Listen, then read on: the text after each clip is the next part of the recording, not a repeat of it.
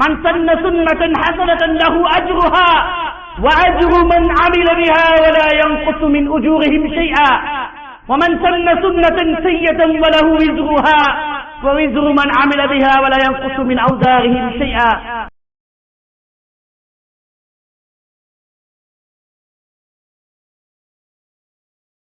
السؤال: ما رأيكم في من يقول لا ينبغي للعلماء أن يرد بعضهم على بعض في هذا الوقت لأن هذا يقوي شوكة أعداء ويشق صف. கேள்வி: இந்த நேரத்தில் உலமாக்களில் சிலர் சிலரை மறுத்து விமர்சிப்பது உகந்த செயல்பாடு அல்ல என்று கூறக்கூடியவர்கள் பற்றி உங்களுடைய கருத்து என்ன? ஏனென்றால் இவ்வாறு செய்வது எதிரிகளின் பலத்தை அதிகரிக்கும், முஸ்லிம்களாகிய நம்முடைய ஒற்றுமையை சிதைத்துவிடும், ஓர் அணியாக நிற்கும் நம்மை பிரித்துவிடும்.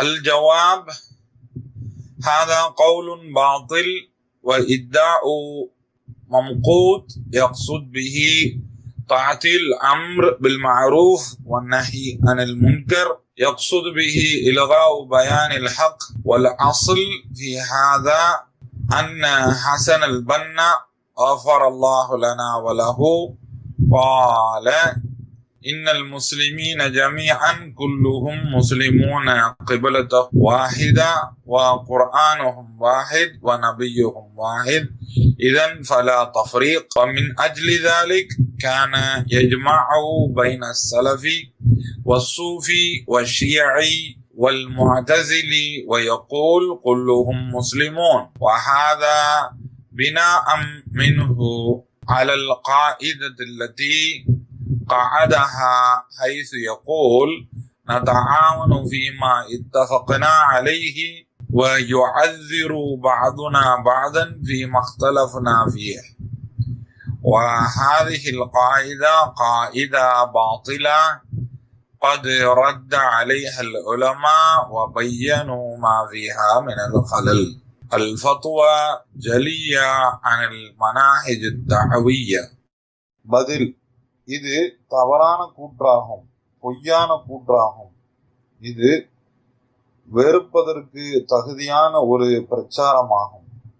இதன் மூலமாக நாடப்படுவது நன்மையை ஏவுவதிலும் தீமையை தடுப்பதிலும் தளர்வுகளை ஏற்படுத்துவதே ஆகும். இந்த பேச்சின் நோக்கம் சத்தியத்தை தெளிவுபடுத்தும் முயற்சிகளை குறை காண்பதற்கே ஆகும்.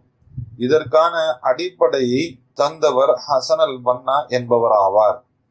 அவர் கூறினார்: நிச்சயமாக முஸ்லிம்கள் அனைவரும் ஒரே கிப்லாவை கொண்டவர்கள், அவர்களுடைய வேதமாகிய குர்ஆனும் ஒன்றுதான், அவர்களுடைய நபியும் ஒன்றுதான்.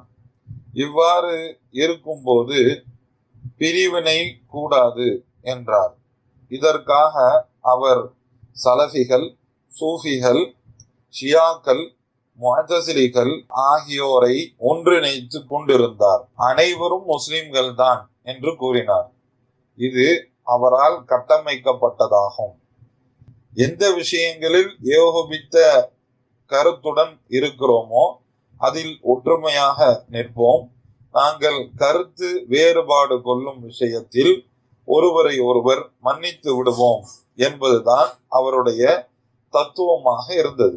இந்த கொள்கை கோட்பாடு முற்றிலுமாக அசத்தியமான ஒன்றாகும். இதை உலமாக்கள் மறுத்திருக்கின்றார்கள். இந்த தவறான கோட்பாட்டில் இருக்கும் பிரச்சனைகளையும் தெளிவுபடுத்தி காட்டியுள்ளார்கள். அல் ஃபத்வா அல் ஜலியத்து அனில் மனாஹிஜில் தஅவிய்யா அஷேக் அஹமத் பின் யஹ்யா அன் நஜ்மி அவர்களின் ஃபத்வா தொகுப்புகளிலிருந்து வழங்கப்படுகிறது.